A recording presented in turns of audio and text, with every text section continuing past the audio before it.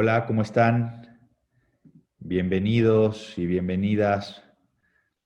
Está bien mi audio? ¿Me pueden escuchar? Celeste, Cintia, Carlos, un saludo. Ángel, muchas gracias, Ángel. Entonces quiero pensar que todo el mundo me escucha bien.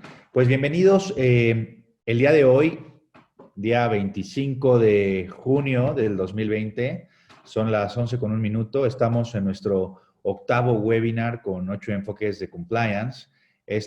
No puedo creer lo rápido que se han pasado estas 8 semanas. Hemos tenido ponentes increíbles, hemos hablado de muchísimos temas y estamos llegando al final de este ciclo de webinars. Quédense muy pendientes de las sorpresas que tenemos para la semana siguiente. Vamos a seguir haciendo cosas, publicando videos, teniendo invitados especiales. Me encantaría tener un foro con las personas que son parte de la asociación, con quienes nos siguen y aún nos animan a afiliarse a ASPLD. Recuerden que esta es una asociación de expertos en prevención del lavado de dinero y delitos económicos, creada por oficiales de cumplimiento para oficiales de cumplimiento. El día de hoy me da muchísimo gusto que nos acompañe nuestro querido amigo de Colombia, Fernando Niño. Fernando, ¿cómo estás? Muy buenos días, ¿nos escuchas? Hola Salvador, ¿me escuchas? Te escuchamos perfecto. Bueno. Para quienes no tienen el gusto todavía de conocerte, si tú me lo permites, voy a decir unas pequeñas palabras que no hacen justicia a tu trayectoria y a tu currículum, pero creo que esto podría, de manera general, permitirte a las personas que el día de hoy, a través de nuestras redes sociales y en el Zoom, nos están siguiendo para escuchar tu plática tan interesante. Fernando Niño es licenciado en Economía por la Universidad Nacional de Colombia. Cuenta con una especialidad en gerencia de marketing y también desarrolló estudios de MBA, un Master en Business Administration, del Centro de Estudios Financieros en Barcelona, España.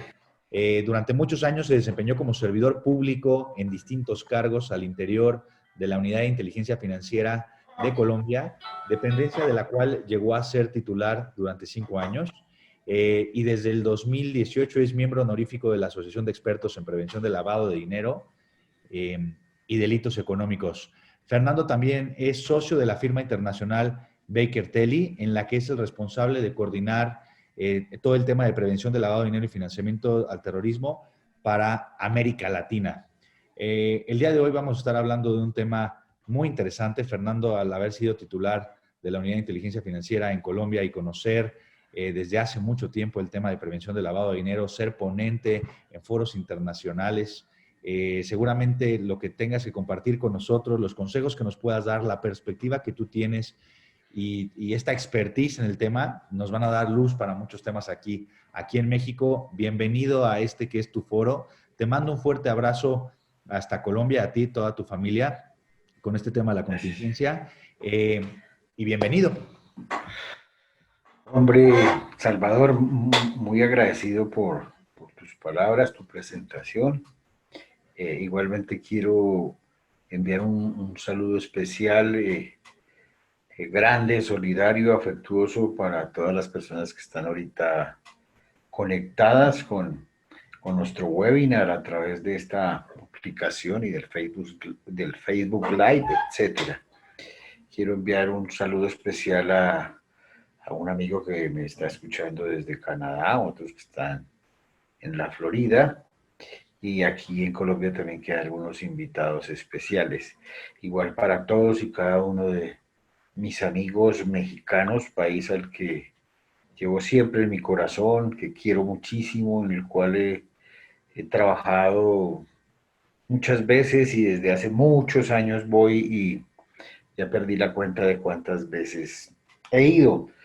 Eh, Igualmente, quiero destacar que México es un país eh, que tiene una normatividad importante en estos temas de lo que son la prevención de delitos financieros eh, y ha progresado de manera importante en los últimos años, tanto el trabajo realizado por la Comisión Nacional Bancaria de Valores, eh, en esta parte de lo que es la prevención de lavado de dinero, etcétera, liderado en esto por nuestro querido amigo y experto Sandro García Rojas, eh, por el trabajo que se viene realizando con la Unidad de Inteligencia Financiera, con la dirección de Santiago Nieto, y veo que están haciendo un trabajo integral, mancomunado, etcétera, con lo que también hoy se llama en México la Fiscalía General de la República, lo que era antes la antigua PGR, la Procuraduría General. Entonces, he sido invitado gustosamente, ya que tengo el enorme placer de ser miembro honorario de ASPLD, del cual, como les digo, conozco a varios de los especialistas que se encuentran afiliados a esta importante asociación, no solo en México, sino en América Latina, y que viene día a día creciendo y cosechando éxitos por su gran difusión, por su reconocimiento que va teniendo en tan poco tiempo. Si ustedes me lo permiten, si no hay nada más que agregar, si ya está todo el mundo pues con su cafecito en la mano, dispuestos a escuchar una maravillosa charla, lo que llamamos en Colombia un conversatorio, lo que dicen ustedes los mexicanos, una plática. Entonces vamos a platicar sobre el tema de la gestión de riesgos asociados al lavado de dinero y al financiamiento del terrorismo en lo que se llaman las actividades vulnerables. Entiendo que gran parte del auditorio, digamos, maneja los conceptos básicos de lo que encierra todo el tema de la prevención de estos delitos. Entonces, vamos a mirar muy rápido lo básico, no me voy a detener pues en tantos detalles de detallar, de desmenuzar lo que dice el artículo 400 bis del Código Penal Federal de México, ni a detallar el artículo 323 que dice el Código Penal colombiano sobre lo que es lavado de dinero, lavado de activos, sino que vamos a obviar ese tipo de situaciones y vamos a entrar en materia. La exposición básicamente va a fundamentarse en esto, en lo que es la gestión, qué es riesgo, qué es lavado de dinero, qué es financiación de terrorismo, cómo se puede gestionar esto, cómo se implementa, se desarrolla un programa de cumplimiento en esta materia que son exigidos por las autoridades competentes. En México las actividades vulnerables son, digamos, supervisadas, vigiladas, reguladas por el SAT, que es el Sistema de Administración Tributaria. Creo que también hay algunas que supervisa o regula, controla la Comisión Nacional Bancaria y de Valores, y Salvador me corrige. Entonces, lo que hemos desarrollado en Colombia, yo personalmente he desarrollado un sistema de prevención que es aplicable a cualquier actividad, digamos, no financiera, porque la diferencia entre un sistema para una actividad financiera y una no financiera, fundamentalmente es que un sistema de prevención para una entidad financiera, llámese un banco, un intermediario del mercado de valores, etcétera, tiene que desarrollarse fundamentados en un modelo econométrico, matemático, estadístico. Este modelo que vamos a revisar hoy es un modelo fundamentado en lo que es elementos cualitativos y cuantitativos que nos van a permitir dar una calificación. Es absolutamente amigable, manejable y de fácil entendimiento y que cumple con todas las exigencias de las autoridades en México, en Colombia, en cualquier país de América Latina o del mundo. Porque básicamente el Gafi le requiere a todos sus miembros, a todos los países, que tengan un modelo similar. O sea, no hay un modelo estándar, pero que tengan un modelo que tiene unos elementos transversales, yo creo que en todas partes. Y sobre todo, tener en cuenta en todo momento, no solamente para el tema de la prevención del lavado de dinero y el financiamiento del terrorismo, en nuestras actividades diarias, permanentes y más ahora que estamos en una situación bien particular de esta pandemia que nos implica un riesgo adicional, o sea, el riesgo de adquirir el coronavirus o el COVID-19. Entonces, todo debemos enfocarlo y tenerlo presente como lo solicita el GAFI, que es el Grupo de Acción Financiera Internacional, que emite las normas, los estándares, las recomendaciones que son de obligatorio cumplimiento, entre comillas, deben cumplirse. Y estas recomendaciones son fundamental hablar de la recomendación de aplicar en todo momento un enfoque basado en el riesgo. Entonces, si tenemos claro nosotros, por ejemplo, los riesgos a los cuales estamos expuestos como personas naturales, en México le dicen personas físicas, ¿cierto? Las personas jurídicas o las empresas o personas morales que llaman, también están expuestas a unos riesgos en este sentido de delitos financieros. Entonces, sin más preámbulos, vamos a entrar pues en materia. Voy a compartir pantalla, por favor, Salvador, ¿me ayudas? Listo, querido Fernando. Ya puedes compartir la pantalla. Sin lugar a dudas, esto va a ser muy interesante porque aquí tenemos el régimen de prevención para las entidades financieras y aquellas que denomina la ley en el artículo 17 como actividades vulnerables. Entonces, pues empecemos a hablar de gestión de riesgos de lavado de dinero en actividades vulnerables. Bienvenido, querido Fernando. Gracias, gracias. Entonces, como lo dice bien Salvador, en México se habla de las actividades vulnerables en el artículo 17 de la Ley Federal para la Prevención e Identificación de Operaciones con Recursos de Procedencia Ilícita. Primero quiero hacer una reflexión que tiene que ver con el tema del COVID-19. Dice que el coronavirus o el COVID abrió las puertas para una nueva ola de lavado de dinero en el mundo. Y es así, estamos viviendo una situación donde se han disparado algunos delitos fuente de lavado de dinero. Este comentario es casi que perverso. El coronavirus favorece la corrupción rampante, pues, países en la región, dice que Brasil, Bolivia, Colombia, Ecuador, Guatemala, México, Perú o República Dominicana, entre otros países, han sufrido en los últimos 4 meses escándalos relacionados con corruptelas y el coronavirus.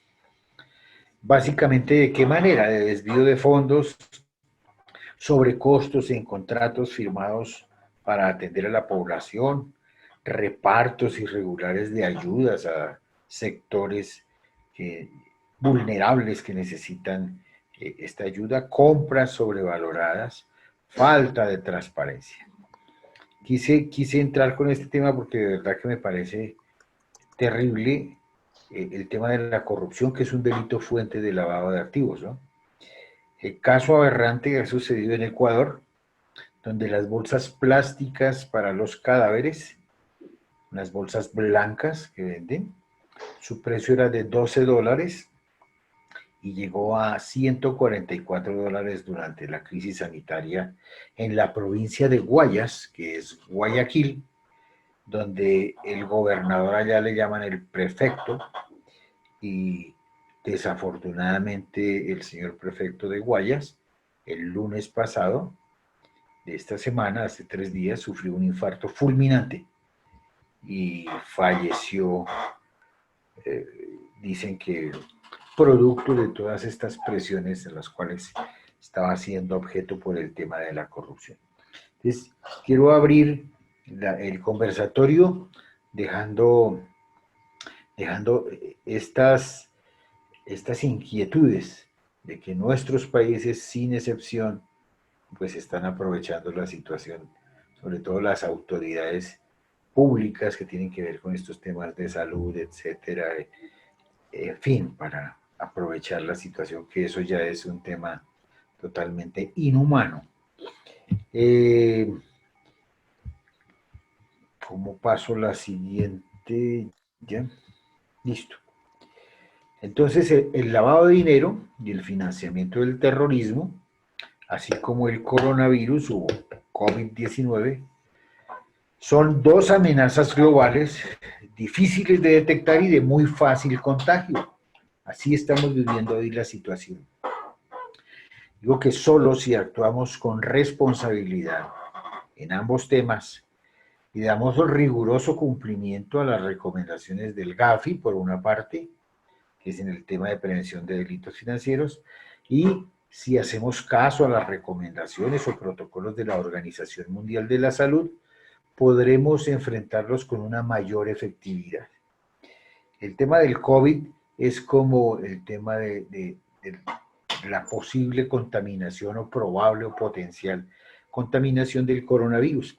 Si tomamos los controles adecuados, establecemos las causas, qué controles vamos a tener, el lavado de manos, el distanciamiento social, el uso del tapabocas, en lo posible no salir de nuestras casas, salir exclusivamente a lo que hay que salir, evitar participar de reuniones, de aglomeraciones, etcétera, pues lo que estamos haciendo ahí, igual que con otros controles que vamos a revisar en materia de prevención de delitos financieros, estamos aportando mucho para que entre todos mejoremos esta situación y, digamos, disminuyamos, minimicemos el riesgo, porque el riesgo cero no existe. Podemos tener todos esos controles y algo puede suceder. Entonces, es importante, de todas maneras, identificar los riesgos y establecer unos controles. No olvidemos. Espero que ya hoy, por lo menos a esta hora, ya va el baño de todo el cuerpo y unos 2 lavados de manos. ¿Qué es gestión y qué es riesgo? Porque vamos a hablar de gestión y riesgos, entonces para que quede claro el tema. La gestión es un conjunto de operaciones que se realizan para dirigir o administrar un negocio o una empresa. Se dice, una buena gestión hace que las empresas funcionen. Entonces ya tenemos claro qué es gestión, ¿ok? Es administrar, a gestionar, a desarrollar unas buenas prácticas. Y riesgo, pues es la posibilidad que se produzca un contratiempo o una desgracia, que alguien o algo sufra perjuicio o daño. Alto riesgo de contagio. Volvemos al mismo tema ahorita. Estamos viendo una situación de riesgo permanente. Lo que tenemos que hacer es administrar y gestionar estos riesgos que identifiquemos en materia de lavado de activos, o como se llama en México, operaciones con recursos de procedencia ilícita. ¿Y qué es lavado de activos? Muy rápido. Es dar apariencia de legalidad a recursos obtenidos de manera ilegal. Obviamente el lavado de activos tiene diferentes nombres, ha sido diferente catalogado en diferentes países, y el lavado de dinero. En Colombia hablamos mucho del lavado de activos. En México hablan, por ejemplo, del lavado de dinero. En España y Panamá hablan del blanqueo de capitales. También se habla en México de las operaciones con recursos de procedencia ilícita. Y estos conceptos comprenden más conductas, no solo las asociadas con el narcotráfico, que es lo primero que viene a la mente. Yo me acuerdo hace unos 5 o 6 años que estaba implementando sistemas de prevención de lavado de activos y financiación de terrorismo en Colombia a muchas empresas, digamos, del sector real de la economía, sector no financiero, constructoras, inmobiliarias, cementeras, hoteles, empresas de transporte, de carga, equipos, clubes de fútbol profesional, etcétera, decían, pero bueno, cuando hablamos de lavado de activos, yo no tengo nada que ver con el narcotráfico. Es lo primero que el colectivo asocia, que el tema quiere decir lavado de activos, narcotráfico. No, el lavado de activos tiene muchos delitos fuente. En México hablamos del artículo 400 bis, que lo que les digo no voy a entrar a detallar, es similar en todo el mundo, de acuerdo a las recomendaciones del GAFI, tiene en todas partes más o menos los mismos verbos rectores y dice algo así como que todo aquel que administre, transporte, transforme, custodie, etcétera, bienes o recursos provenientes de actividades tales como, y ahí habla del tráfico de armas, el tráfico de migrantes, un delito también aberrante, pero que es absolutamente lucrativo en el mundo, que es la trata de personas con fines de explotación sexual o laboral, la corrupción, tanto pública, que podemos ver el caso de Odebrecht, como privada, que es el famoso caso del FIFA Gate. También estamos hablando de lo que son las extorsiones, el secuestro y el narcotráfico. En Colombia hay más delitos en todos los países, por ejemplo, que tienen que ver con el tema de la evasión tributaria, que tienen que ver con el contrabando, con el hurto de hidrocarburos. En México se llama eso el huachicoleo, ¿cierto? Y en Colombia también ese tema del tráfico y robo de hidrocarburos también sería un delito fuente de lavado de dinero o de activos. ¿Qué es el financiamiento del terrorismo? El financiamiento del terrorismo, pues es cualquier forma de ayuda o de acción económica que se proporcione a, a un grupo dedicado a actividades terroristas, bien sean grupos paramilitares, etcétera. Y en México dice que consiste en el aporte financiero o recaudo de recursos a fondos económicos que tengan que ver con el fin de provocar alarma, temor o terror en la población o un grupo o sector de ella, para atentar contra la seguridad nacional o presionar a la autoridad para que tome una determinación.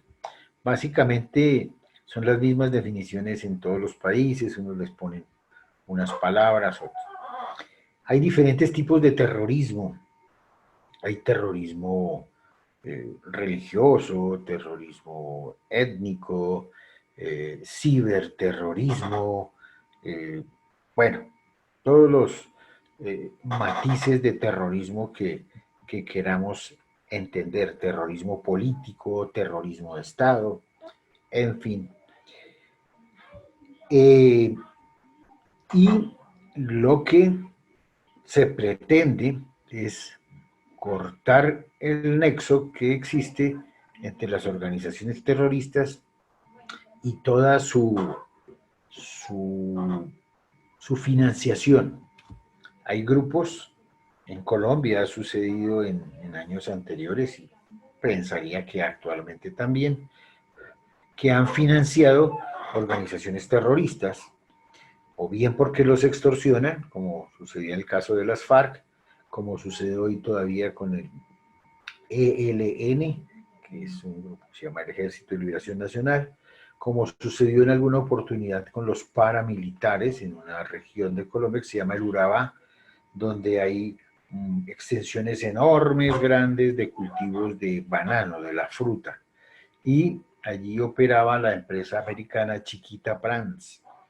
Y los grupos paramilitares le exigían a Chiquita Brands por no atentar contra ellos, pero por brindarles seguridad, les exigían que les pagara 1 o 2 centavos por cada caja de banano que saliera exportado de la región.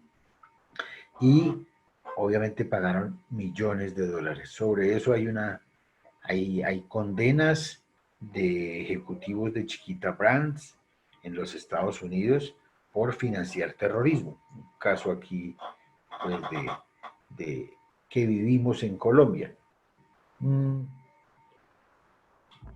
Y tenemos muchos casos de lo que hoy es terrorismo en Europa, con el tema de ISIS y de otras organizaciones terroristas.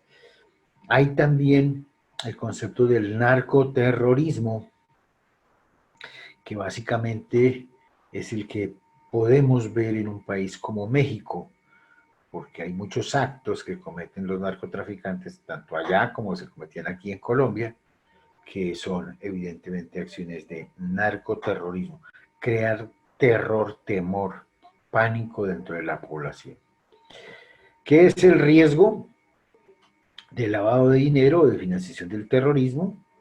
Que estamos todos inmersos dentro de ese riesgo en nuestras actividades diarias o nuestras actividades económicas. Y se define como la posibilidad de pérdida o daño que puede sufrir una persona física o moral, o natural o jurídica, por su propensión a ser utilizados directamente o a través de sus operaciones como un instrumento para lavar activos o dinero, o la canalización de recursos hacia la realización de actividades terroristas, o cuando se pretenda el ocultamiento de activos provenientes de dichas actividades. Entonces ese es el riesgo de lavado de activos. Tenemos claro que es la gestión, que es administrar, gestionar.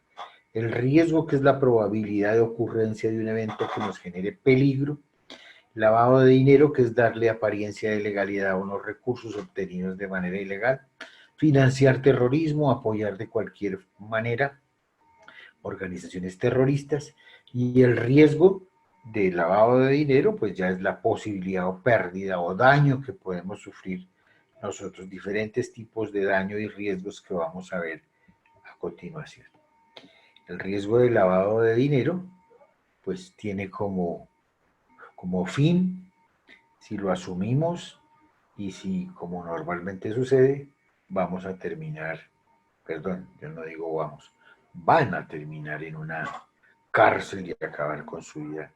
Muchos incluso funcionarios públicos, no se necesita tampoco que sea el narcotraficante típico colombiano de ciertas zonas de nuestro país, o de el narcotraficante típico mexicano, etcétera, ¿no?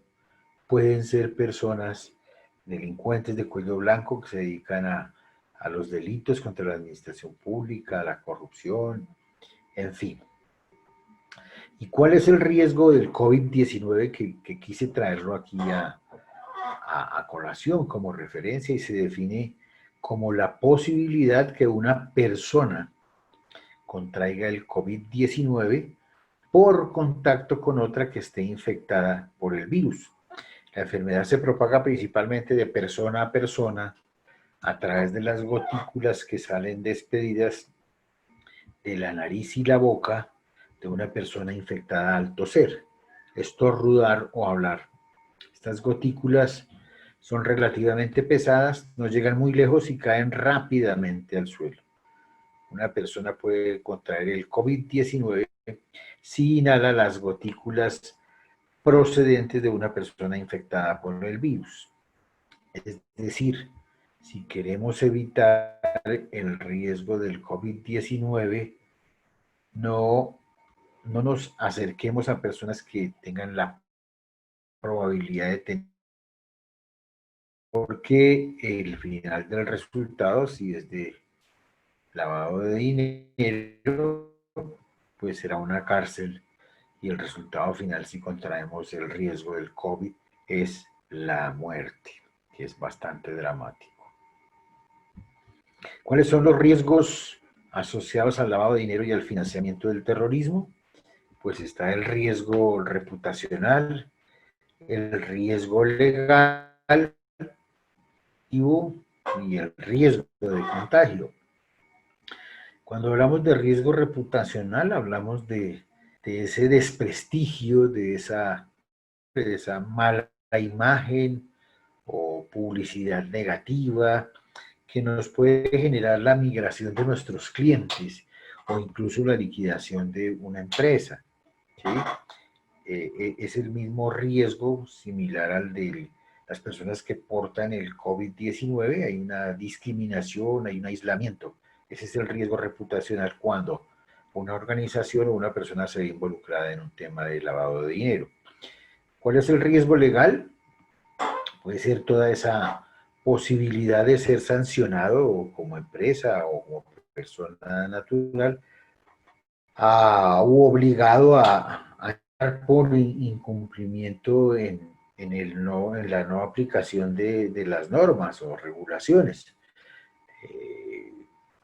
En el COVID-19, por ejemplo, son las multas, las sanciones, los cierres, etcétera, por no cumplir con los protocolos que nos están exigiendo las autoridades. El riesgo operacional o el riesgo operativo, hoy más que nunca en estas épocas, en estos momentos, en esta coyuntura que vivimos de la pandemia, es cuando dentro de nuestra organización o dentro de nosotros mismos no tenemos los elementos, los procedimientos adecuados para prevenir, evitar ser utilizados. Entonces son procesos internos inadecuados o fallidos, no tener un sistema de prevención de riesgos y lo que eso nos genera, obviamente, inseguridad cuando vamos a tomar una decisión. En el tema del COVID-19 sería no tener los protocolos adecuados de bioseguridad para poder trabajar en una empresa, para poder ir a nuestros sitios de trabajo. Por eso estamos ahora algunos confinados en nuestras casas, en nuestros sitios de habitación, porque particularmente en el edificio donde tengo mi oficina, pues los protocolos son tan grandes que todavía no hemos podido iniciar algunas actividades. Además, la ocupación ya no va a ser del 100% de las personas que compartíamos ese espacio, sino como máximo pueden llegar el 35% de las personas que trabajaban presencialmente. Entonces está obviamente incrementando el tema del teletrabajo.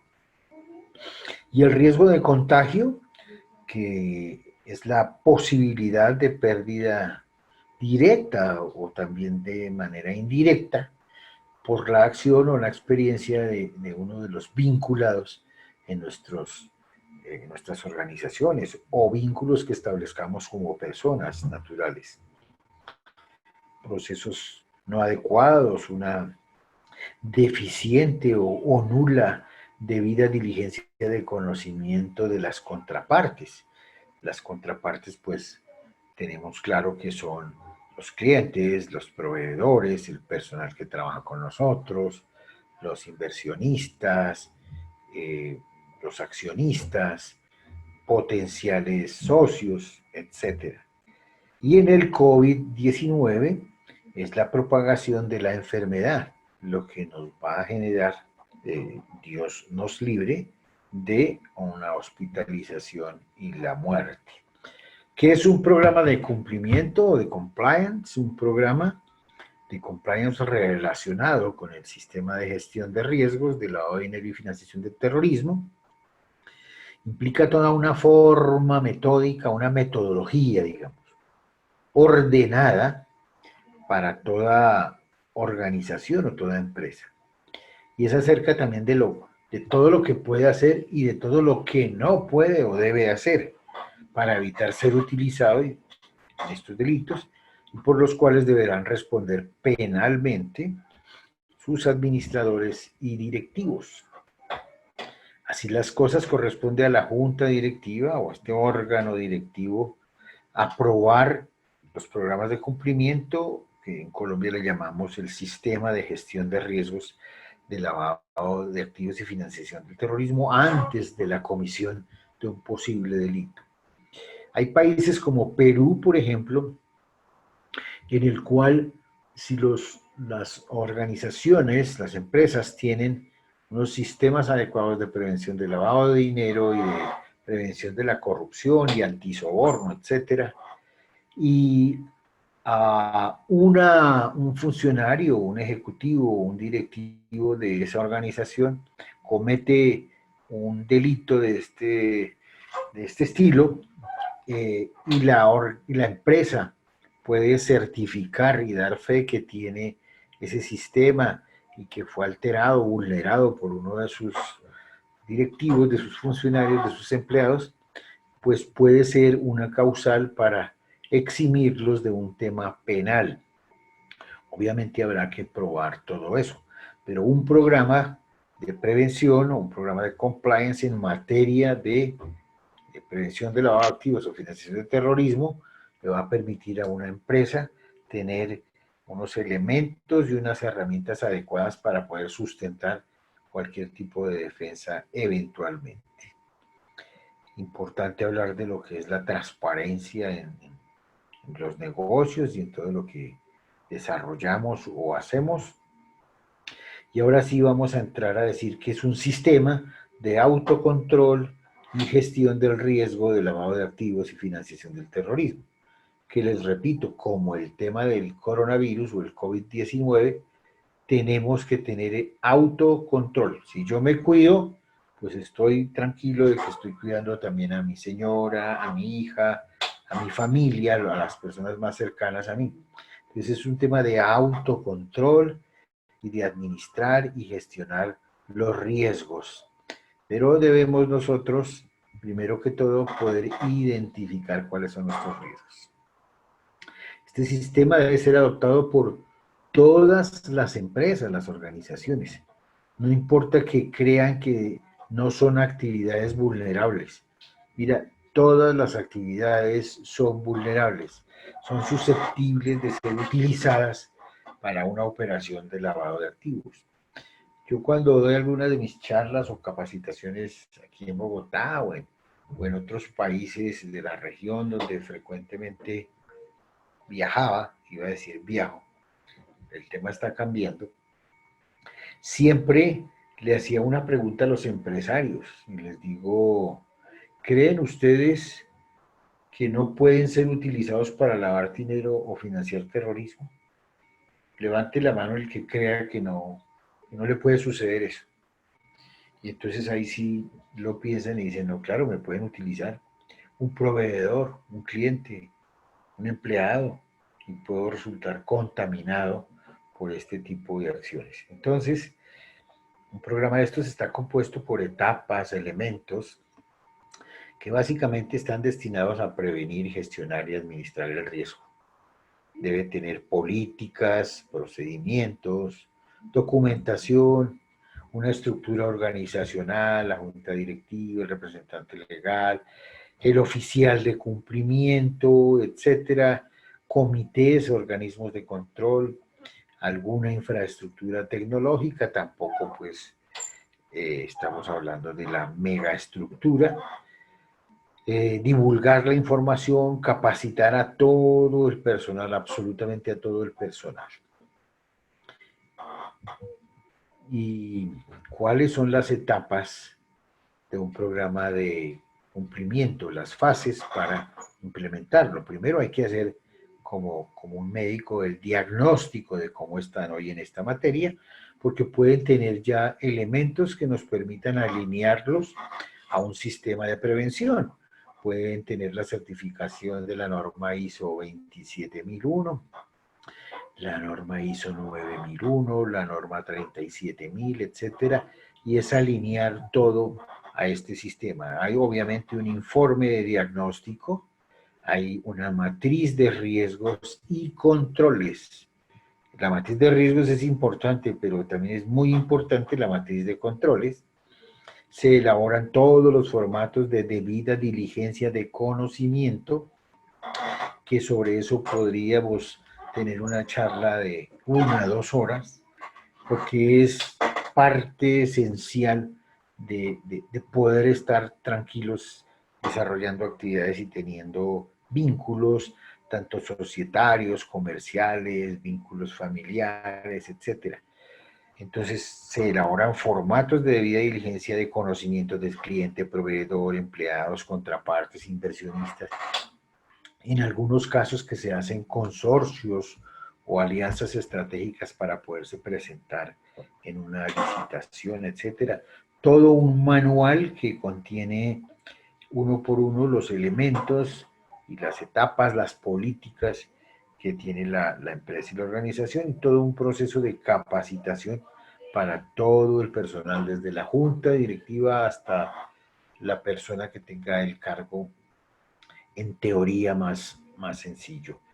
Hay unas etapas para la implementación, que pues primero es darle una visión de 360 grados a toda la organización, hacer un diagnóstico, lo que les digo, un informe de ese diagnóstico. La segunda parte ya es la identificación de los riesgos, que eso se trabaja directamente con el oficial de cumplimiento y las personas se conozcan muy bien de ese negocio, de esa actividad económica específica. Les repito, esto sirve para cualquier actividad económica. No es que digamos se tiene un modelo específico y ese se aplica, no. Es un sistema, un programa elaborado como un traje, que es a la medida de cada organización y de cada actividad. Obviamente no es lo mismo un programa de prevención para, para un hotel que para una empresa de transporte, que para un club de fútbol o para una empresa dedicada al comercio exterior. Entonces está la identificación de riesgos, darle una valoración a esos riesgos, adoptar controles o medidas preventivas, divulgar suficientemente en la organización y documentar todo el proceso y hacer un monitoreo permanente. Discúlpenme, pero soy adicto al café colombiano y tengo que estar trabajando mi garganta para que no se me enfríe. Los elementos claves a tener en cuenta en un sistema de prevención son identificar riesgos, medir riesgos, darles un valor, controlar y monitorear esos riesgos. Similar a lo que hoy ocurre con el COVID-19. Hay que identificar cuáles son los riesgos, medirlos, controlarlos y estar monitoreándolos permanentemente. Fíjense que entre la pandemia esta y el tema de la prevención del lavado de dinero y de financiación de terrorismo hay una similitud enorme. También es una pandemia que tenemos que controlar. Y aquí entramos, digamos, en materia. Les voy a mostrar muy rápidamente lo que es la herramienta que yo personalmente manejo. Es una herramienta donde tenemos toda una descripción de riesgos. La verdad no recuerdo cuántos son cerca de 100 riesgos que se han identificado en diferentes actividades. Entonces aquí está todo un inventario de riesgos y su descripción. Simplemente lo que hacemos es verificar si uno de esos riesgos me aplica a mí. El riesgo inmediatamente identifica qué proceso está relacionado, cuál es la fuente o el agente generador del riesgo, el factor específico, ya el tema personal, un directivo, un proveedor, un cliente, y automáticamente le bota un código de riesgo. Buscamos cuáles son las causas, son fundamentales. También hay todo un inventario de causas que se relacionen con los riesgos. O sea, eso ya está hecho. Y aquí tenemos el tema del control. Entonces, los riesgos tienen unas causas y esas causas deben tener un control. Entonces, cuando vamos a implementar un control, tenemos que atacar la causa de ese control. Es largo, pero aquí lo miramos y tiene el tipo de riesgo, si es un riesgo de lavado, de financiación o riesgo de lavado y financiación, a qué riesgo está asociado, temas reputacionales, legales, de contagio, etcétera. Y todo esto también hay un inventario de consecuencias, es decir, aquí se hace un clic, perdón, se hace un clic y se abre una pestañita donde están todas las posibles consecuencias y aquí sale el valor de acuerdo a esta información que se le ha introducido, si la probabilidad de ocurrencia de ese riesgo es baja, alta, media, etcétera. Eso ya tiene un algoritmo y aquí en la parte inferior es donde están los controles que veníamos viendo desde antes y está todo lo que llamamos la arquitectura del control. Si es comprensible, si está documentado, si es objetivo, unos indicadores, la frecuencia del control, quién es el responsable, etcétera. Y aquí nos va a dar también una valoración de la efectividad del control. Igualmente, este sistema nos va a arrojar unos mapas de calor de los códigos que han salido de alimentar todas esas herramientas que les acabo de mostrar. Entonces nos va a mostrar qué riesgos están y en qué zonas se encuentran. Esta es una matriz 3x3. A mí me parecen mucho más interesantes las matrices 5x5 porque detallan, digamos, bajan los rangos de la parametrización. Bueno, aquí está, vemos que hay un riesgo, el riesgo número 8, que tiene que ver con el tema financiero, etcétera. Está en una zona de riesgo alto, un riesgo medio. Entonces, por ejemplo, dice que el riesgo número 1, aquí dice realizar negocios con entidades involucradas en actividades ilícitas de manera deliberada. Ese se encuentra aquí, es un riesgo medio, pero hay que tenerle cuidado. El segundo riesgo, y aquí está establecer vínculos con las organizaciones criminales de manera inadvertida. Ese riesgo, ¿dónde está? Acá. Es un riesgo alto. En fin, esa es la probabilidad de ocurrencia de los riesgos inherentes, que los riesgos inherentes son los riesgos propios de la actividad. El riesgo inherente a la actividad de comercio exterior es muy diferente al riesgo inherente de la actividad del fútbol, o como dicen en México, del fútbol, y, y muy diferente a la actividad de transporte, etc. Hay riesgos inherentes que tiene cada actividad. Los riesgos residuales son aquellos que quedan después de tener identificados los riesgos y establecer controles.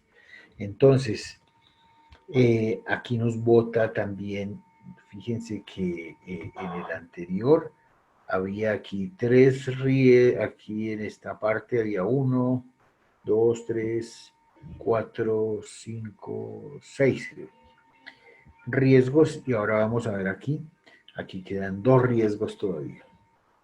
Después de aplicar los controles, aquí nos da el resultado real de lo que es en materia de riesgos un mapa de calor.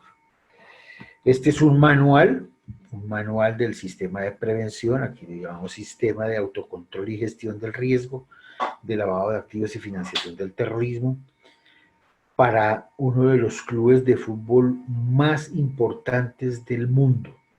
Desafortunadamente ayer hablaba con un amigo mexicano que se llama Fernando Díaz de León y le pregunté por este club de fútbol y me dijo que no lo había escuchado en la vida. Se pueden imaginar ustedes, como si nosotros no hubiéramos escuchado nunca quién es el América de México.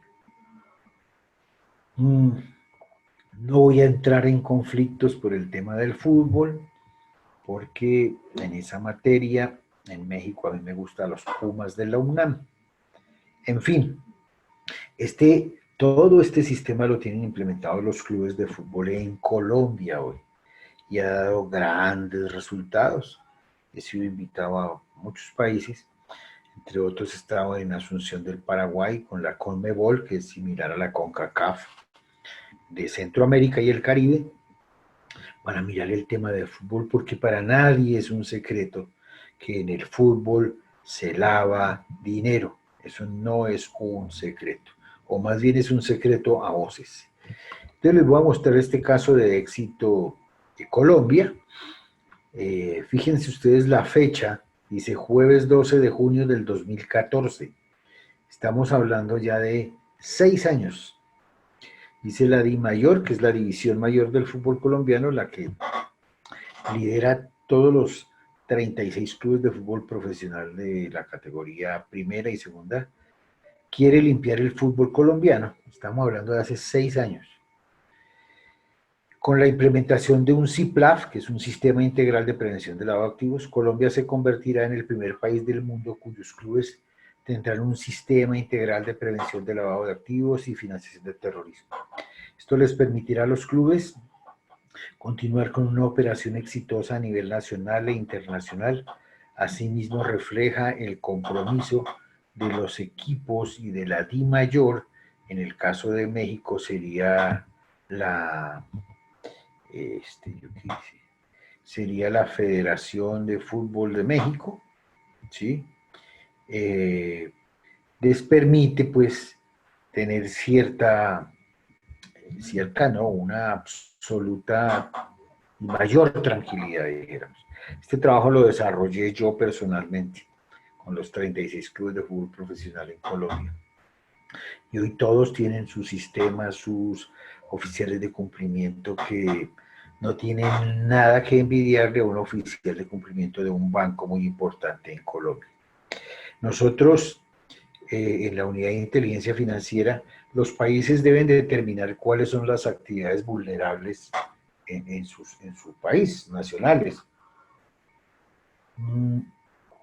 En Colombia determinamos en el año 2010 que la actividad del fútbol, en la unidad de inteligencia financiera lo determinamos, era una actividad vulnerable, de riesgo, y por eso se decidió, además de todas las que conforman las actividades y profesiones no financieras, que deberíamos controlar a la brevedad posible.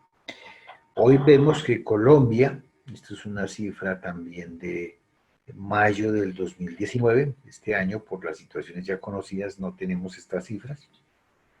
Colombia es el octavo país con más futbolistas en ligas de todo el mundo en el 2019 según la CIES.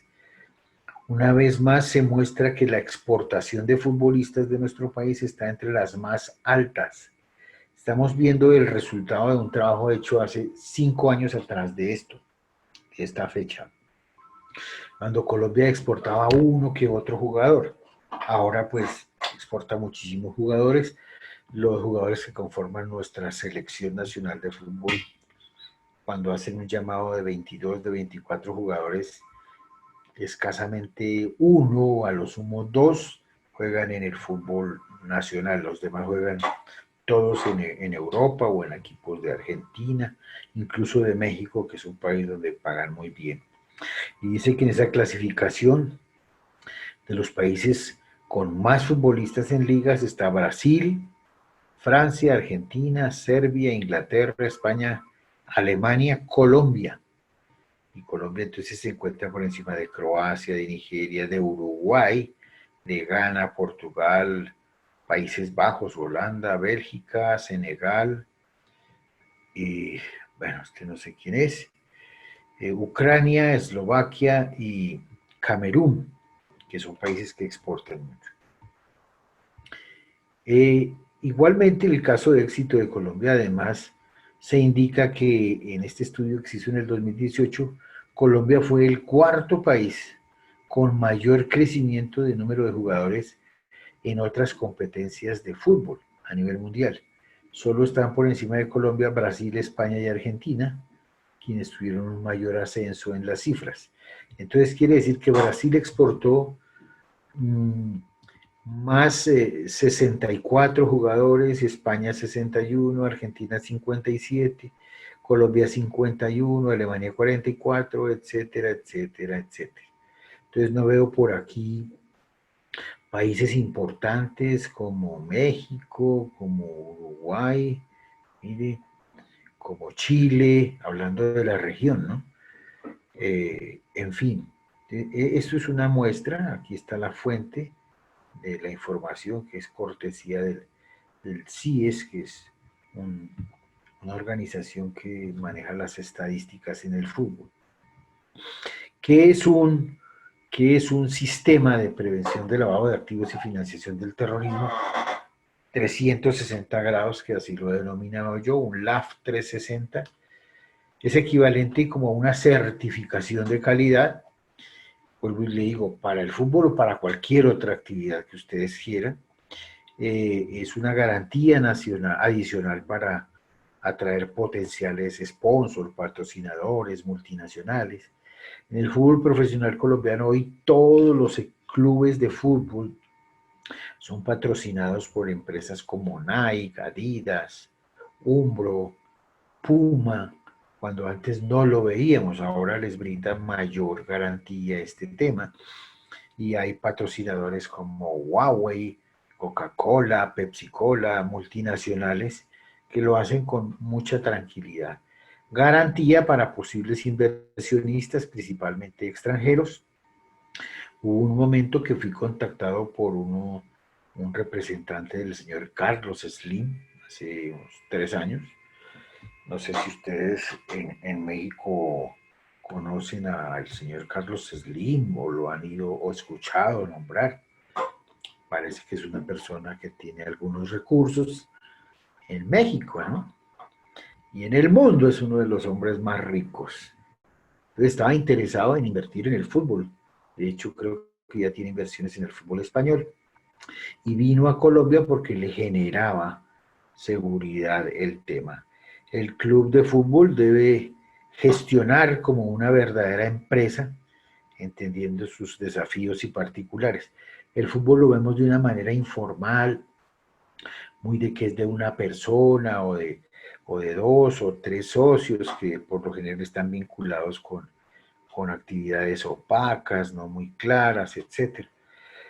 El negocio del fútbol, al tener implementado esto o cualquier otro, proyecta una imagen que genera mayor seguridad, confianza y una gestión responsable y segura. Facilita el acceso al crédito bancario. No se requiere personal adicional. Normalmente los oficiales de cumplimiento son personas que son los que están manejando normalmente todo el tema de gestión de calidad. Y obviamente está muy bien visto por las autoridades nacionales e internacionales. Hasta aquí, mi querido Salvador, tengo preparado este breve conversatorio. Es algo muy rápido. Como decimos aquí en Colombia, esto apenas fue un champú de todo lo que se puede hacer. No sé si hay preguntas, inquietudes. Tenemos algunas preguntas, sí. La verdad es que es súper, súper interesante, querido Fernando, todo lo que nos cuentas, la trayectoria que has tenido desde el enfoque del servicio público como titular de la Unidad de Inteligencia Financiera en Colombia, a la práctica en la cuestión privada que has tenido ahora en el tema, sobre todo del fútbol, ¿no? Como tú sabes, México es un país con muchísimos aficionados, muchísimos futbolistas, que ha tenido algunos escándalos en temas de lavado de dinero, de posible lavado de dinero, operaciones con recursos de procedencia ilícita, etcétera, desvío de recursos, evasión fiscal. La verdad es que el tema da para mucho, mucho tiempo.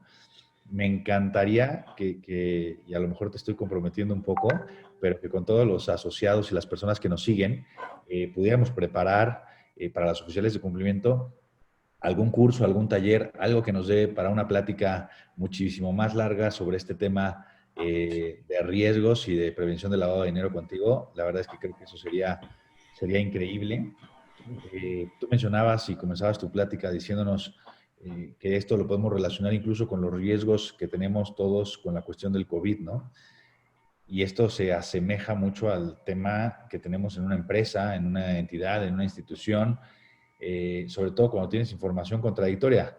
Aquí en la mañana hay servidores públicos que salen y que te dan unos datos, por la tarde hay unos que te dicen otros, hay información que se contrapone, como a lo mejor un oficial de cumplimiento podría estar viendo algunas operaciones del perfil transaccional de su cliente que lo haga dar mil maromas y colgarse la lámpara, como tú alguna vez dijiste, intentar hacer rastreo puntual y no saber qué hacer, ¿no? Hasta que tiene una muy buena adecuación o una metodología de mitigación de riesgos bien aplicada que le permita conocer sus riesgos y que le permita implementar los mitigantes necesarios para reducir esos riesgos al mínimo. Yo creo que necesitamos este curso de cumplimiento con 360 grados, como decías ahí, hablar de certificación de calidad. La Comisión Nacional Bancaria está haciendo un esfuerzo muy, muy grande en empujar la certificación para que cada vez haya más oficiales de cumplimiento con una capacitación técnica y un piso parejo en cuanto a los conocimientos, porque creo que eso va a fortalecer al sector, no solo de las entidades financieras. Hoy en día las actividades vulnerables en México no están obligadas a tener un oficial de cumplimiento certificado, ¿no? Y incluso creo que ahí hay un área de oportunidad muy, muy, muy importante. Y hay actividades, como tú decías, que no solamente estas designadas como por el GAFI, como actividades profesionales no financieras, sino que cualquier empresa, cualquier actividad puede ser susceptible de que a través de ella se intente lavar dinero, ¿no? Sí, sí, sí. Tengo algunos comentarios en el chat. Yo te quería decir algo, ¿sí? Adelante. Si van a hacer preguntas, por favor, que sean preguntas fáciles. Se me olvidó decirles. Mentiras. Pregunten lo que quieran.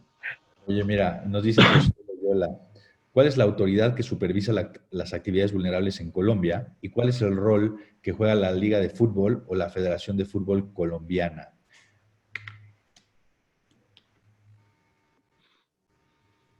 Okay.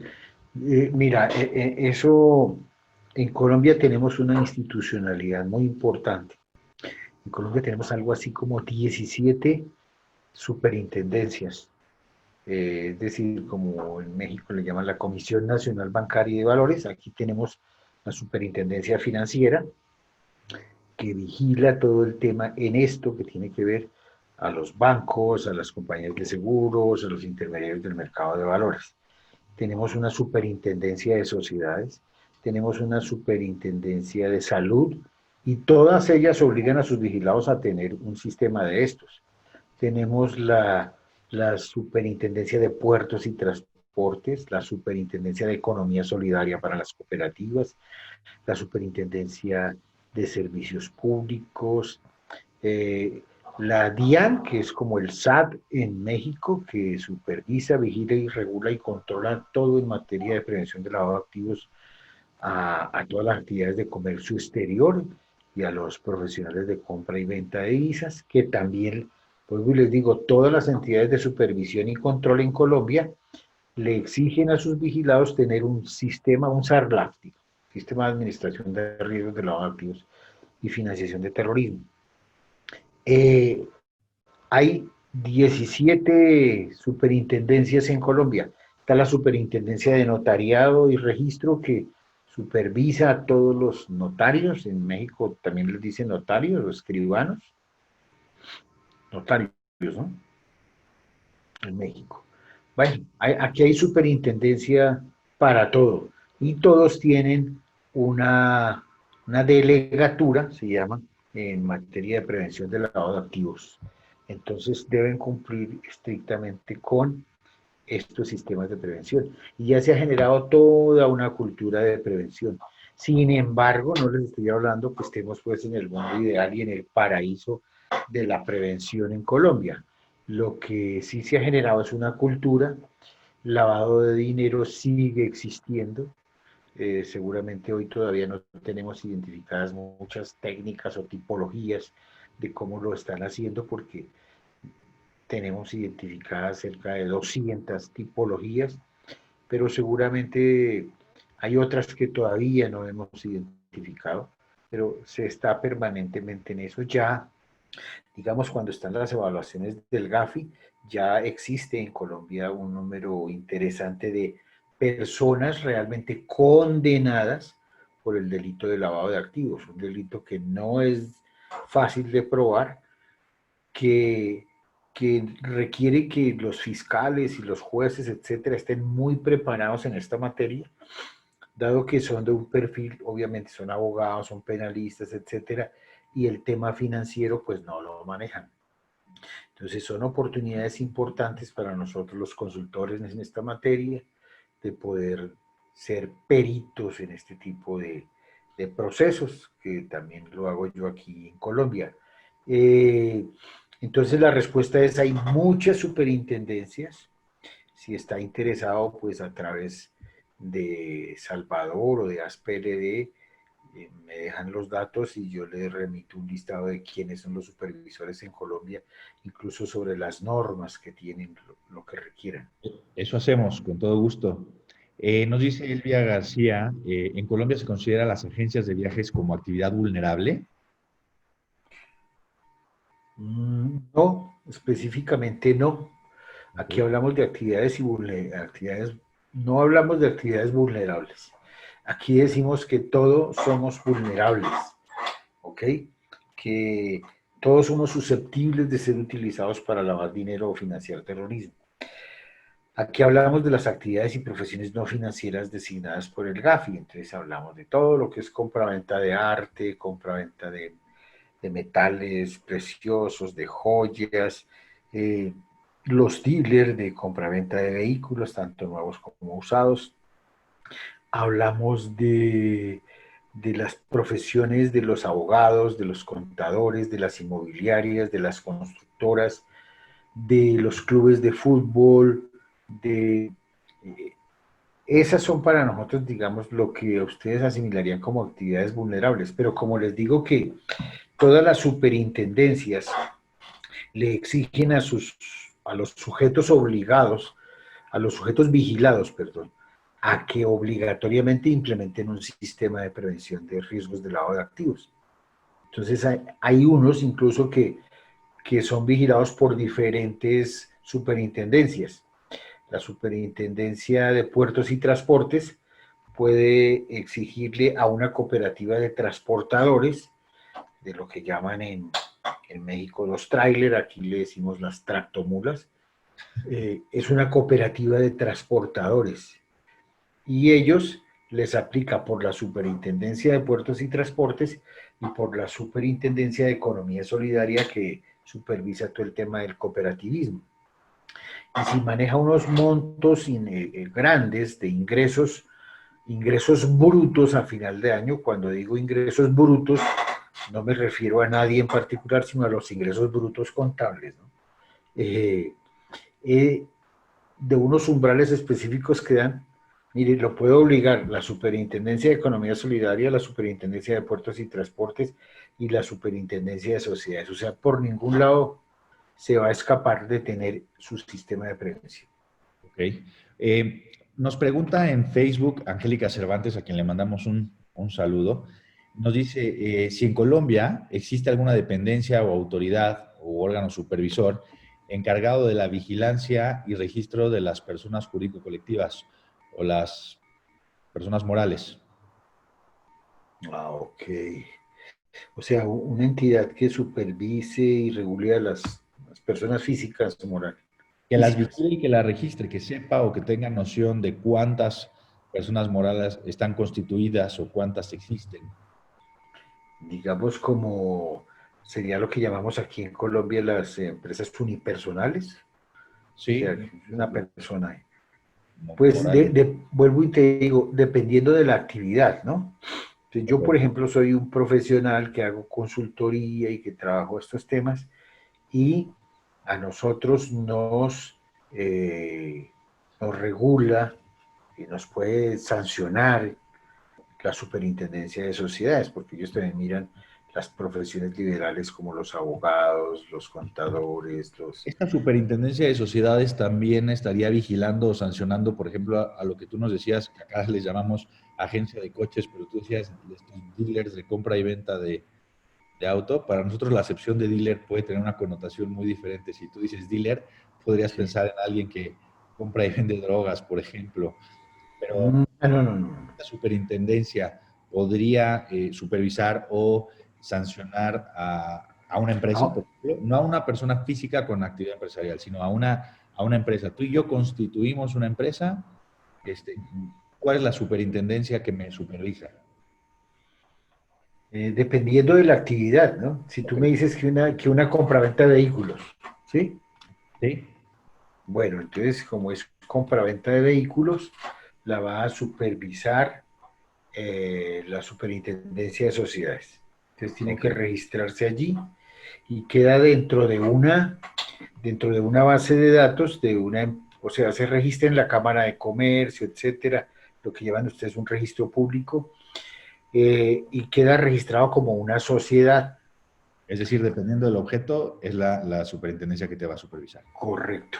Ok. Entonces, bueno, si decidimos organizar una empresa de transporte, entonces lo registramos también con la empresa de la Superintendencia de Transportes y Puertos, Ok. porque tú tienes que tener unos permisos de esas superintendencias para poder desarrollar la Tu objeto, sí. actividad.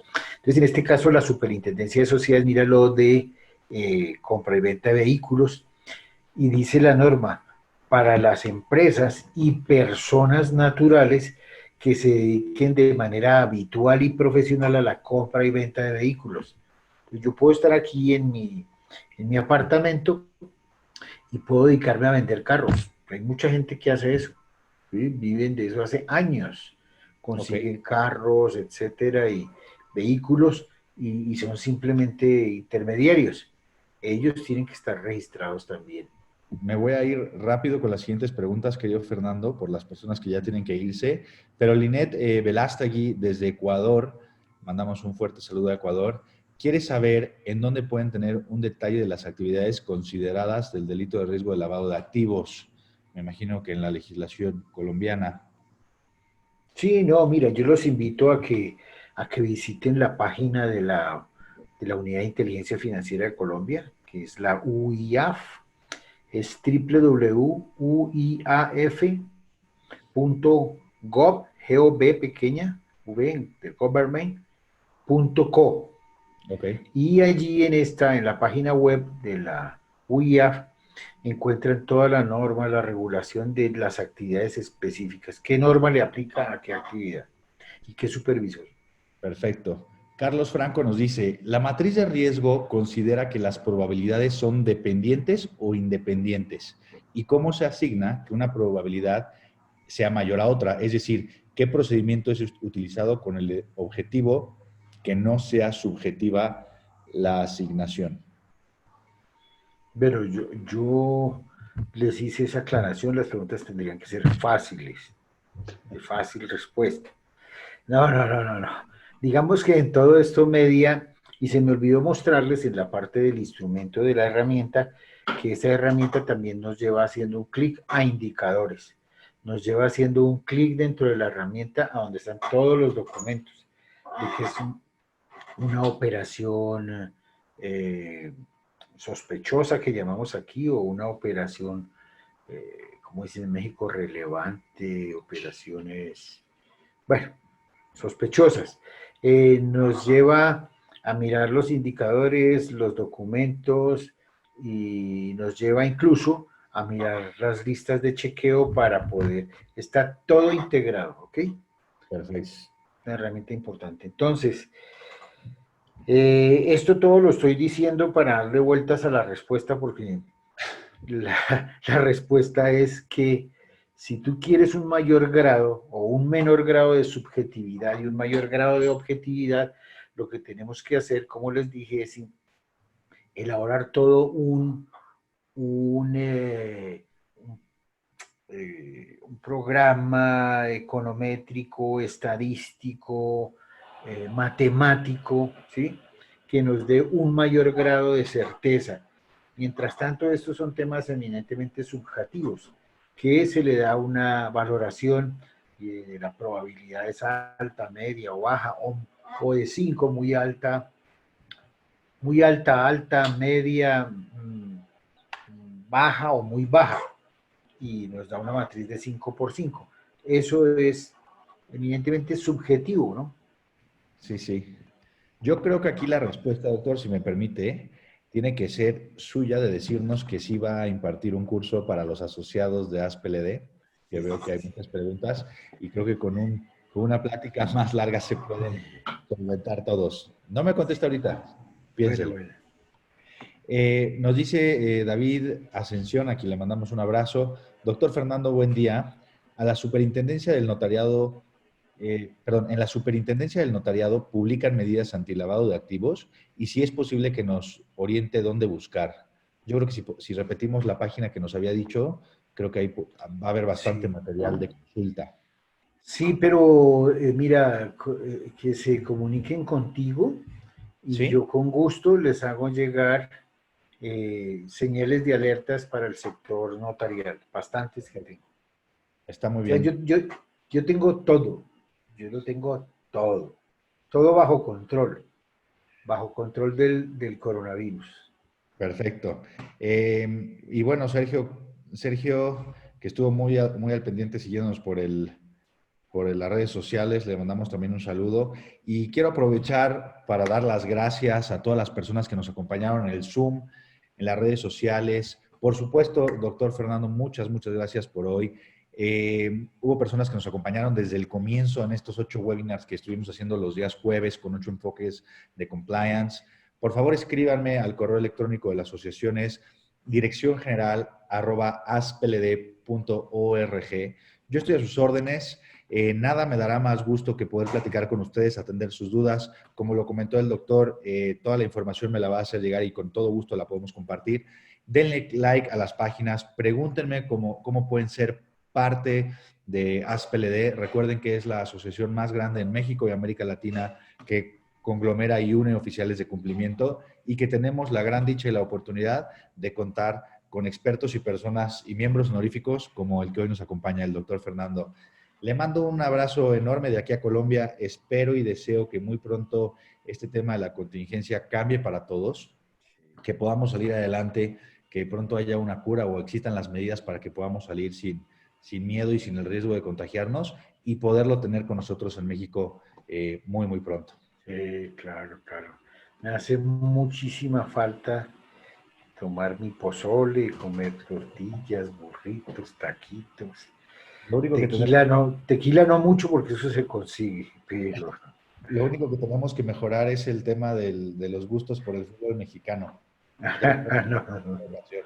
no, ves que eso es un tema que genera polémica. Muchas gracias para todos, para todos, para todos.